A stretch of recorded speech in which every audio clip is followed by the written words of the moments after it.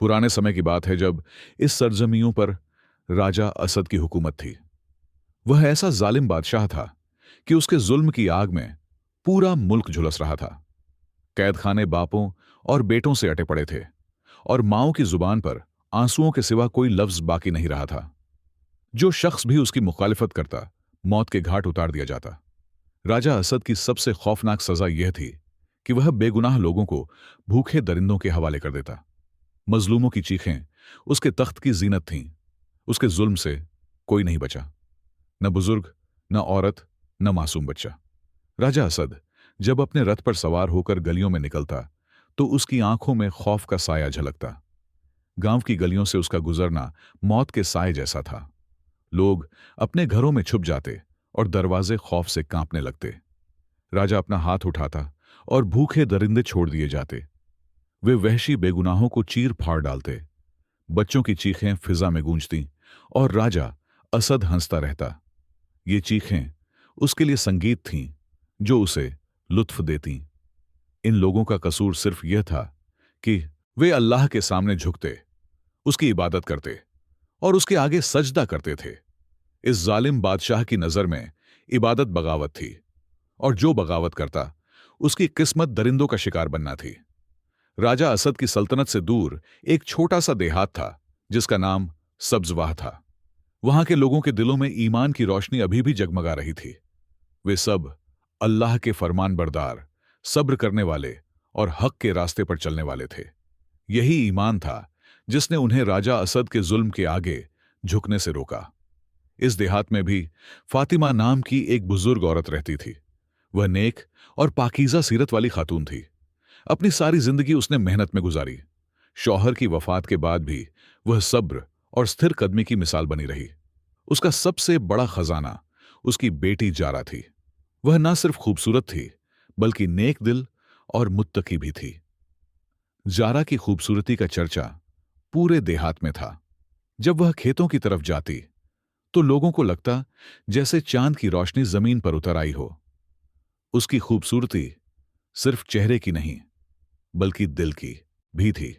वह देहात वालों की मदद करती, बीमारों की देखभाल करती और उसकी जुबान से अल्लाह का जिक्र कभी नहीं हटता था। फातिमा और जारा सादा जिंदगी गुजारती थीं। मां कुछ भेड़ें पालती और उनका दूध बेचकर गुजारा करती। जारा खेतों में काम करके मां की मदद करती। फकीरी थी लेकिन दिल अल्लाह के जिक्र से मामूर थे। मगर तकदीर एक नया मोड़ लेने वाली थी। एक खुशगवार सुबह जब चारों तरफ सुकून था, फजर की नमाज के बाद जारा का मामूल था कि वह अपनी भेड़ें खेतों की तरफ ले जाती। यह सिलसिला बरसों से चल रहा था।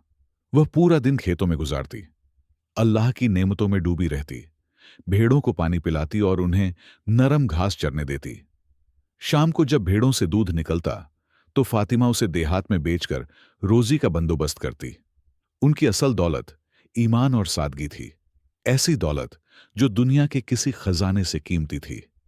जारा का दिल अल्लाह की मोहब्बत से भरा था।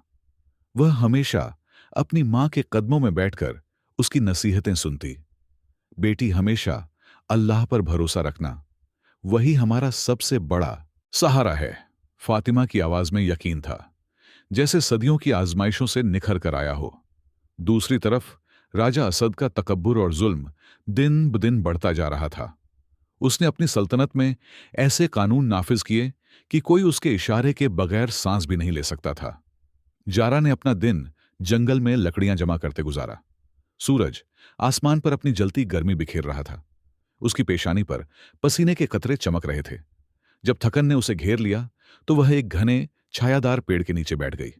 नरम घास पर टेक लगाकर आंखें बंद की और पलक झपकते ही नींद की वादी में खो गई। अचानक एक खौफनाक आवाज ने जारा को झंझोड़कर जगा दिया। वह खौफ से उछलकर उठी। उसका दिल जोर जोर से धड़कने लगा। आवाज अजीब थी, जैसे कोई शदीद तकलीफ में तड़प रहा हो। उसकी जुबान से बेसाख्ता निकला, या अल्लाह तेरी पनाह। उसके जहन में ख्याल आया, कहीं कोई खूंखार जानवर तो नहीं। उसने अपनी कुल्हाड़ी मजबूती से पकड़ी। खौफ था लेकिन आंखों में हिम्मत की चमक भी थी। आहिस्ता आहिस्ता वह उस तरफ बढ़ी जहां से खौफनाक आवाज आ रही थी। जो मंजर उसने देखा वह रोंगटे खड़े कर देने वाला था। घनी झाड़ियों के पीछे दरिया के किनारे एक खौफनाक दरिंदा तड़प रहा था। उसका जिस्म मिट्टी और खून से अटा था। उसकी आंखों में प्यास का अक्स था। वह पानी की तरफ जाने की कोशिश कर रहा था, लेकिन उसकी अगली टांग में बड़े और तेज कांटे चुभे हुए थे। जब भी वह हरकत करता, दर्द से चीख उठता। जारा कुछ लम्हे वहीं खड़ी रही। यह एक खूंखार जानवर है। अगर मैंने इसकी मदद की तो क्या यह मुझ पर हमला नहीं कर देगा? उसके दिल में सवालात उठने लगे। लेकिन फिर उसे अपनी मां की नसीहत याद आई। बेटी, जिसके दिल में रहम हो, अल्लाह उसे कभी जाया नहीं करता। उसने बिस्मिल्लाह कहा और आहिस्ता आहिस्ता उस जख्मी दरिंदे की तरफ बढ़ी। एहतियात से उसने पहला कांटा उसकी टांग से निकालना शुरू किया। जैसे ही कांटा निकला, दरिंदे ने गहरी सांस ली, जैसे कोई भारी बोझ उतर गया हो। फिर जारा ने दूसरा कांटा निकाला, फिर तीसरा। चंद ही लम्हों में दरिंदे की टांग आजाद हो गई। कुछ देर के लिए खामोशी छा गई। जारा का दिल जोर जोर से धड़क रहा था। क्या अब यह मुझ पर हमला करेगा, या इसे समझ आ गया कि मैंने इस पर एहसान किया है? वह कदम कदम पीछे हटने लगी, लेकिन हैरत अंगेज तौर पर दरिंदा नहीं हिला। वह अपनी जगह खड़ा रहा, उसे देखता रहा। उसकी आंखों में वह वहशियानापन नहीं था जो दरिंदों में आम होता है, बल्कि नरमी और एहसानमंदी के आसार थे। जारा ने अल्लाह का शुक्र अदा किया, अपनी लकड़ियां उठाई और घर की तरफ वापस चल पड़ी। उसे मालूम नहीं था कि उस दिन के बाद उसकी जिंदगी हमेशा के लिए बदल जाएगी। जैसे ही वह घर पहुंची, हैरानी से उसके कदम जम गए। दरवाजे पर लोगों का हुजूम था।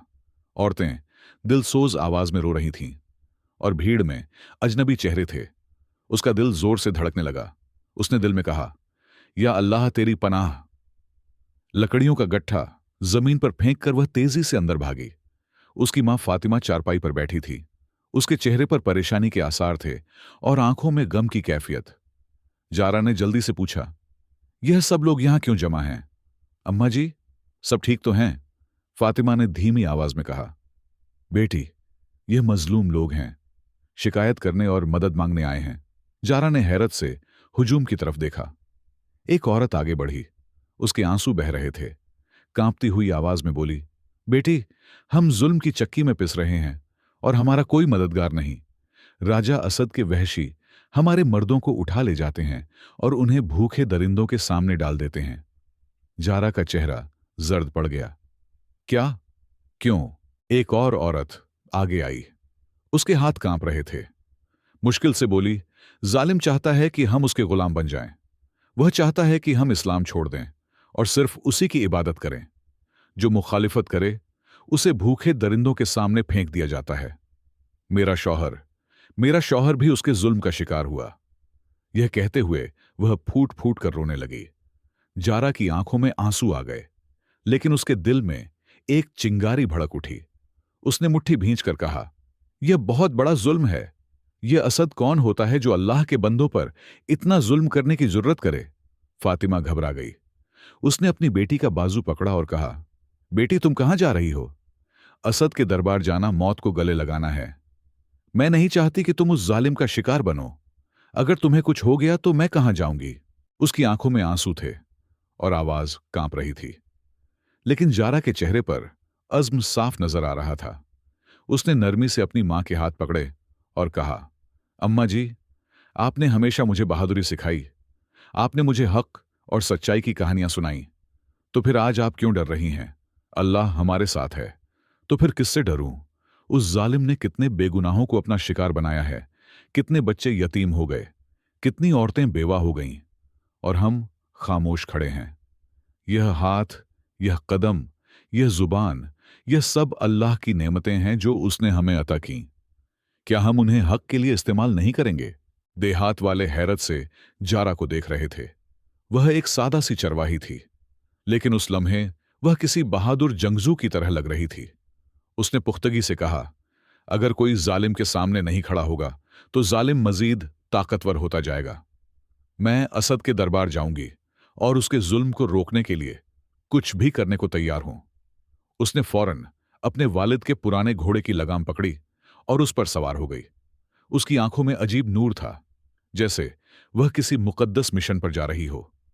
फातिमा के आंसू बहने लगे, लेकिन वह जानती थी कि अब जारा को रोकना मुमकिन नहीं। जारा ने लगाम मजबूती से पकड़ी।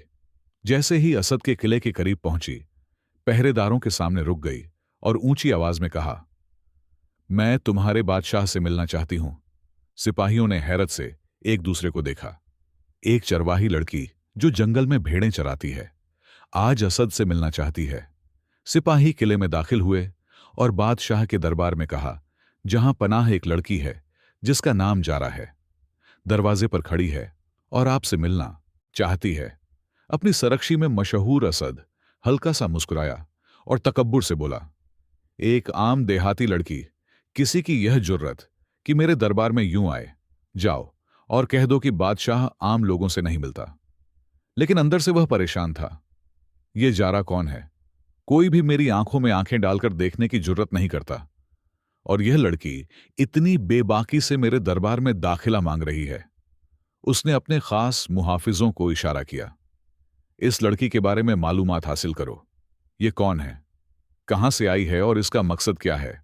सिपाही उसके देहात की तरफ रवाना हुए और तफ्तीश शुरू कर दी। जल्द ही उन्हें पता चल गया कि जारा कोई आम चरवाही नहीं, बल्कि एक बहादुर लड़की है जो हक की हिमायत करती है और अल्लाह के सिवा किसी से नहीं डरती। वह जुल्म के खिलाफ हक की आवाज बुलंद करने आई है।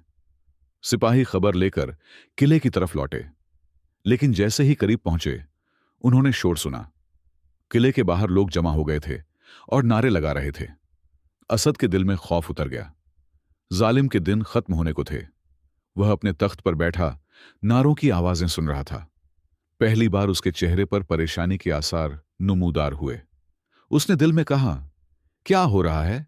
मेरी सल्तनत में वाकई कोई मेरे खिलाफ खड़े होने की जुर्रत कर रहा है।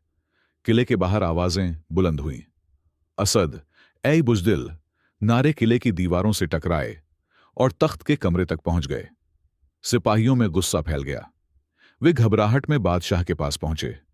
जहां पनाह, बड़ी मुसीबत आ गई है। बाहर लोग बगावत के दहाने पर हैं। वे कह रहे हैं कि आपका रोब खत्म हो गया है और आपको बुजदिल कह रहे हैं। जैसे ही असद ने यह सुना, उसका चेहरा गुस्से से सुर्ख हो गया। उसने मुट्ठी भींची और तख्त पर जोर से मारा। क्या? यह कैसे हो सकता है? किसी ने कभी मेरी सल्तनत पर उंगली उठाने की जुर्रत नहीं की। फिर चिल्लाया। सिपाहियों ने नजरें झुका लीं और कहा, जहां पनाह, यह सब उस लड़की जारा की वजह से है जिसे आपने दरबार में आने की इजाजत नहीं दी। लोगों को लग रहा है कि आप उससे डर गए हैं, इसलिए उसे अंदर नहीं आने दिया। असद की आंखों में शरारे उड़ने लगे। यह कौन है जिसने लोगों को मेरे खिलाफ भड़काया? सिपाहियों ने अदब से जवाब दिया। जहां पनाह, वह एक करीबी देहात की आम चरवाही है, लेकिन उसका हौसला गैर मामूली है। वह सच्ची बहादुर और अल्लाह पर ईमान रखने वाली है। किसी से नहीं डरती, और वह आपका खुलेआम सामना करने आई है। असद तकुर से हंसा और बोला, एक चरवाही लड़की मुझे चैलेंज कर रही है। मैं उसे ऐसा सबक सिखाऊंगा जो दुनिया कभी नहीं भूलेगी। मैं उसे भूखे दरिंदों के सामने फेंक दूंगा, फिर देखता हूं कि उसका रब उसे बचाता है या नहीं। बादशाह के चेहरे पर गुस्सा था, आंखों में तकबुर चमक रहा था। किसी की यह जुर्रत कि मेरा सामना करने का सोचे। फौरन जाओ और उस बाकी चरवाही को गिरफ्तार करो, उसे मेरे सामने लाओ। मैं खुद देखना चाहता हूं कि कौन मेरे खिलाफ खड़े होने की जुर्रत कर रहा है। सिपाहियों ने फौरन हुक्म की तामील की और जारा को गिरफ्तार करने के लिए उसके देहात की तरफ रवाना हो गए। मगरिब का वक्त था। जारा एक ऊंची पहाड़ी पर खड़ी अपनी भेड़ें जमा कर रही थी। अचानक उसे घोड़ों के सुमों की आवाज सुनाई दी। कुछ लम्हों बाद बादशाह के सिपाही उसके घर के दरवाजे पर पहुंच गए और ऊंची आवाज में चिल्लाए, ऐ बुजुर्ग औरत, अपनी बेटी को फौरन हमारे हवाले कर। उसकी मां, जो चूल्हे पर हंडियां रख रही थी, बाहर आई और तेज नजरों से सिपाहियों को देखा। तुम कौन हो और मेरी बेटी से क्या चाहते हो? सिपाहियों ने सख्ती से जवाब दिया। हम राजा असद के सिपाही हैं। तुम्हारी बेटी ने बहुत बड़ी गलती की है। उसने बादशाह के सामने खड़े होने की जुर्रत की। उसे हमारे हवाले करो, वरना नतीजा बहुत बुरा होगा। सिपाहियों ने हर गली और मोहल्ले में एक खौफनाक ऐलान करवाया। कल दोपहर को महल के बड़े मैदान में जारा को भूखे दरिंदों के सामने फेंका जाएगा। जो इस मंजर को देखने नहीं आएगा उसी अंजाम से दो चार होगा। जैसे ही लोगों ने यह ऐलान सुना, अपने घरों में छुप गए। हर जगह खौफ छा गया। शहर में जैसे जिंदगी ही रुक गई। फातिमा जमीन पर बैठ गई और उसकी आंखों से आंसू बहने लगे। या अल्लाह, मेरी बेटी की हिफाजत फरमा, उसे इस जालिम बादशाह के शर से बचा। देहात वाले खौफदा थे। उनमें से कुछ कहने लगे, हमने जारा की पुकार पर बादशाह के खिलाफ आवाज उठाई थी और आज वह दरिंदों का शिकार बनने जा रही है। अगर बादशाह ने उसे माफ ना किया तो हमें भी माफ नहीं करेगा। लेकिन जुबानें गुम थीं। किसी को राजा असद के खिलाफ बोलने की जरूरत ना थी। ऐलान के अल्फाज लोगों के कानों में गूंजते रहे। कल दोपहर को महल के बड़े मैदान में दिल खौफ से कांप रहे थे। जब सुबह हुई, फातिमा ने वजू किया, अपनी जानमाज बिछाई और कांपते हाथ दुआ के लिए उठाए। या रब, जारा की हिफाजत फरमा, उसके ईमान को महफूज रख, उसे इस जालिम राजा असद के शर से बचा। दोपहर का वक्त आहिस्ता आहिस्ता करीब आने लगा। महल के बड़े मैदान में लोग जमा होने लगे। सबके दिल परेशान थे, आंखों में आंसू थे, लेकिन कोई बादशाह के सामने आवाज उठाने की हिम्मत नहीं कर रहा था। राजा असद अपने तख्त पर बैठा मंजर देखने के लिए तैयार, लेकिन जिस चीज ने उसे हैरान कर दिया वह थी जारा के चेहरे पर सुकून, न खौफ, न बेचैनी, न इल्तिजा। उसने दिल में सोचा, यह लड़की डरती क्यों नहीं? जारा ने नजरें उठाकर उसे देखा और पुरस्कून मुस्कुराहट के साथ कहा, जिसके दिल में अल्लाह का खौफ हो उसे किसी जालिम से डरने की जरूरत नहीं। बादशाह के चेहरे पर हैरत और गुस्से की आमेजिश थी। पहली बार किसी ने उससे इतनी बेबाकी से बात की थी। वह खड़ा हो गया। लोग दंग रह गए। क्या जारा मौत से नहीं डरती? जारा को दरिंदों के पिंजरों के करीब ले जाया गया। सबकी नजरें उस मंजर पर जम गईं। राजा असद अपने शाही मनसब पर बैठा, खौफदा चेहरों को देख रहा था और उसके होठों पर फातेह की मुस्कुराहट थी। उसने हैरत से पूछा, तुम मौत से नहीं डरती? जारा ने पुख्तगी से जवाब दिया, जी हां, मौत। लेकिन मौत मेरे रब के हाथ में है, तुम्हारे हाथ में नहीं। गुस्से की लहर बादशाह के चेहरे पर दौड़ गई। उसने अपने सिपाहियों की तरफ मुड़कर चिल्लाते हुए कहा, ये दरिंदे कितने दिनों से भूखे हैं? एक सिपाही ने धीमी आवाज में कहा, 3 दिन जहांपनाह। बादशाह के होठों पर शैतानी मुस्कुराहट आई।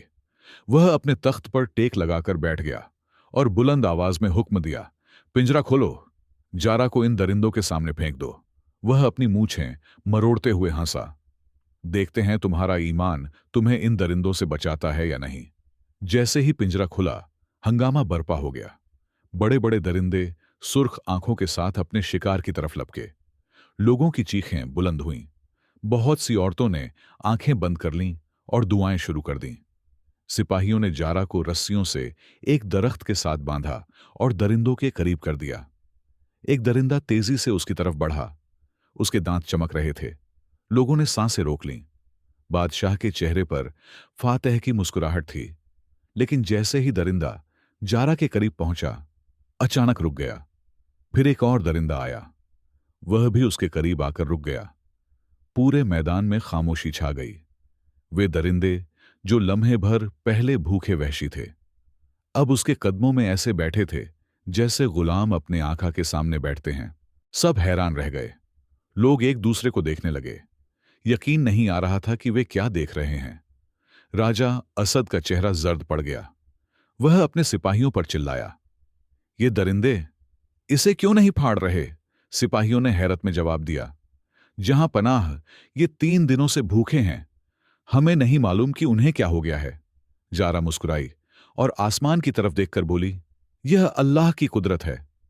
ये मखलूक अपने रब के हुक्म के बगैर कुछ नहीं करती। भीड़ शशदा रह गई। बादशाह का सख्त चेहरा एक लम्हे में खौफ में बदल गया। वह गरजा, यह कैसे हो सकता है?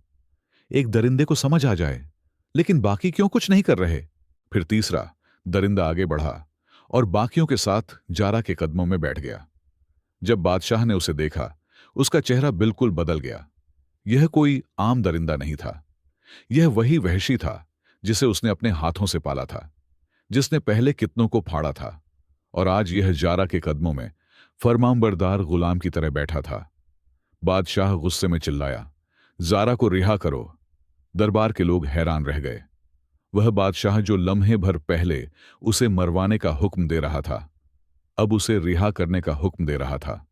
किसी को सवाल पूछने की जरूरत ना थी। बादशाह ने हैरत से जारा को देखा। जारा ने हल्की सी मुस्कुराहट के साथ बादशाह को देखा, जैसे उसे उसकी जहालत पर तरस आ रहा हो। फिर उसने सुकून से कहा, ए राजा असद, तुम अभी तक नहीं समझे। मैंने कोई जादू नहीं किया। यह मेरे रब की ताकत है, जिसके साथ अल्लाह हो कोई उसे नुकसान नहीं पहुंचा सकता। बादशाह जारा की बात पर हंसा, लेकिन उसकी हंसी बनावटी थी। अंदर से वह कांप रहा था। उसकी आंखें हैरत से फैल गईं जब उसने देखा कि एक दरिंदा अपना बड़ा पंजा उठाकर जारा के हाथ पर रख रहा है। पूरे दरबार में हैरत फैल गई। क्या हो रहा था? एक दरिंदा जो कुछ देर पहले खूनखार वहशी था, आज जारा के सामने फरमान बरदार होकर बैठा था। जारा मुस्कुराई और बोली, मालूम हुआ कि यह दरिंदा वफादार है। ए बादशाह, यह वही है जिस पर मैंने पहले एहसान किया था। दरबार में सरगोशियां शुरू हो गईं। सब हैरान थे कि जारा क्या कह रही है। उसने गहरा सांस लिया और संजीदगी से कहा, जब मैं जंगल में लकड़ियां काट रही थी, मुझे कराहने की आवाज सुनाई दी। मैंने देखा कि एक जख्मी दरिंदा है। उसके पंजे से खून बह रहा है और बड़े कांटे चुभे हुए हैं। वह शदीद तकलीफ में था। मैंने हिम्मत की और कांटे निकाल दिए। दरिंदा खामोशी से जंगल में चला गया और आज वह एहसान का बदला चुकाने आया है। दरबार में खामोशी छा गई। बादशाह को अपनी आंखों पर यकीन नहीं आ रहा था। जारा ने हाजरीन की तरफ देखा। वे लोग जो पहले खौफ से कांप रहे थे, अब हैरत और उम्मीद के मिले-जुले जज्बात के साथ खड़े थे। उसने आवाज बुलंद की और कहा, ऐ लोगों, जान लो कि जिसका दिल अल्लाह से भरा हो, वह कभी शिकस्त नहीं खाता। तुम्हारे दिलों में राजा असद का खौफ बैठ गया था। उसने तुम्हें कमजोर और बुजदिल बना दिया।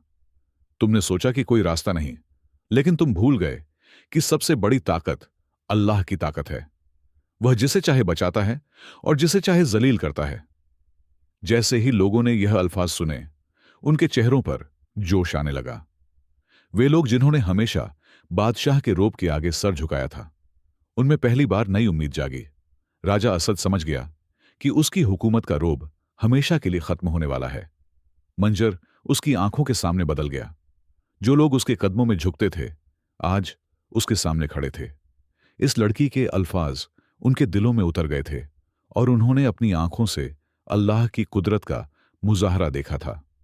दरबार में सिपाही और दरबारी कांपते हुए खड़े थे। उनकी जुबानों पर कलमा था। उन्होंने अल्लाह की मदद का मौजा अपनी आंखों से देखा था। वे दरिंदे जिन्हें असद ने जुल्म का हथियार बनाया था, अब उसके काबू में नहीं थे। दरबार में आवाजें बुलंद हुईं, राजा असद झूठा है, उसे सजा दो। असद के कदम लड़खड़ाए। वह जिसने हमेशा लोगों को डराया, आज खुद खौफ का कैदी बन गया था। उसे यकीन हो गया कि उसकी हुकूमत का सूरज गुरूब हो चुका है। उसने इल्तिजा करते हुए कहा, नहीं, मुझे माफ कर दो। फिर वह घुटनों के बल गिर पड़ा और कांपती हुई आवाज में बोला, मैं अपनी गलतियों पर नादिम हूं। मैं इस्लाम कबूल करता हूं। मुझे माफ कर दो। माल और ताकत के नशे ने मुझे अंधा कर दिया था। मैंने खुद को सबसे बड़ा समझ लिया, लेकिन आज मुझे मालूम हुआ कि हकीकी ताकत सिर्फ अल्लाह की है। लड़की की आंखों में नफरत नहीं थी, बल्कि सुकून था। वह जानती थी कि यह इंसाफ का वक्त है, जज्बात का नहीं। और वह समझती थी कि अभी मामला खत्म नहीं हुआ और माफी इतनी आसानी से नहीं मिल सकती।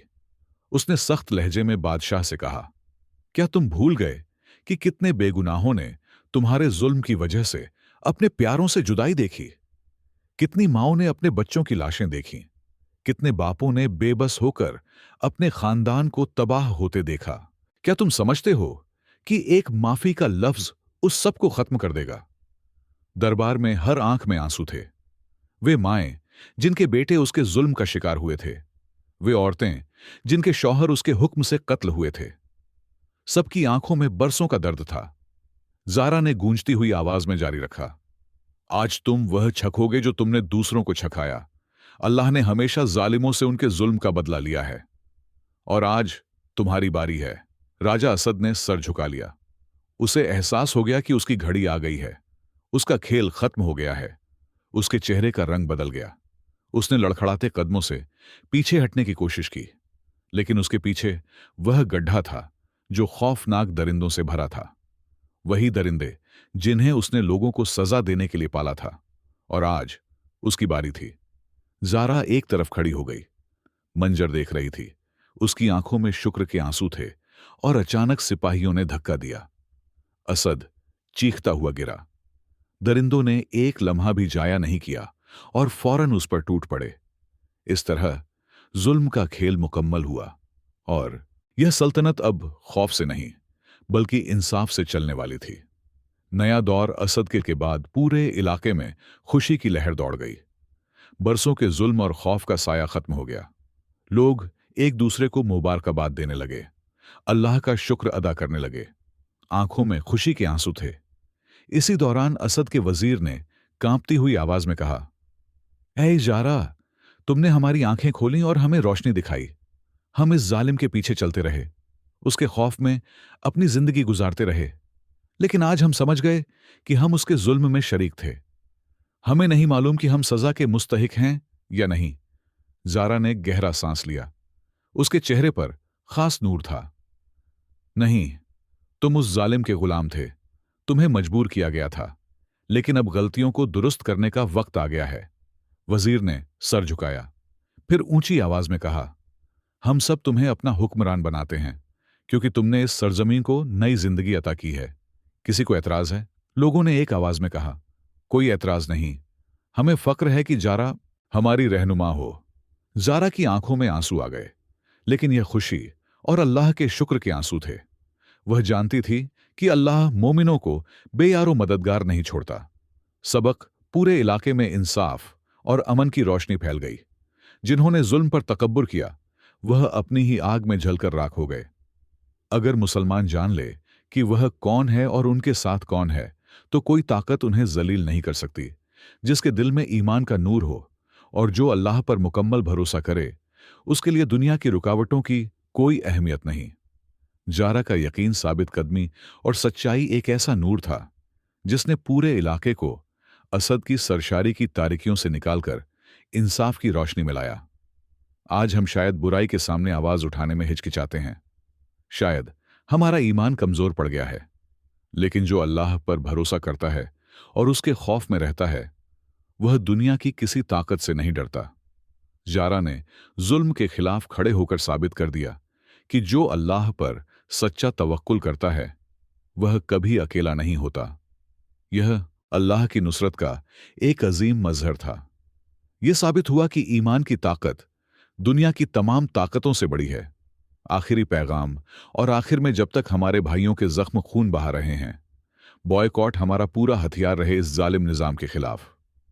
बॉयकॉट मरो नहीं बल्कि उसे जिंदा रखो और उसे मजीद मजबूत करो, ताकि जुल्म की बुनियाद हिल जाए और इंसाफ की हुकूमत कायम हो। इस तरह यह कहानी हमें सिखाती है कि ईमान, हिम्मत और एकता से कोई भी जालिम निजाम खत्म किया जा सकता है। अल्लाह हम सबको हक की राह पर चलने की तौफीक दे।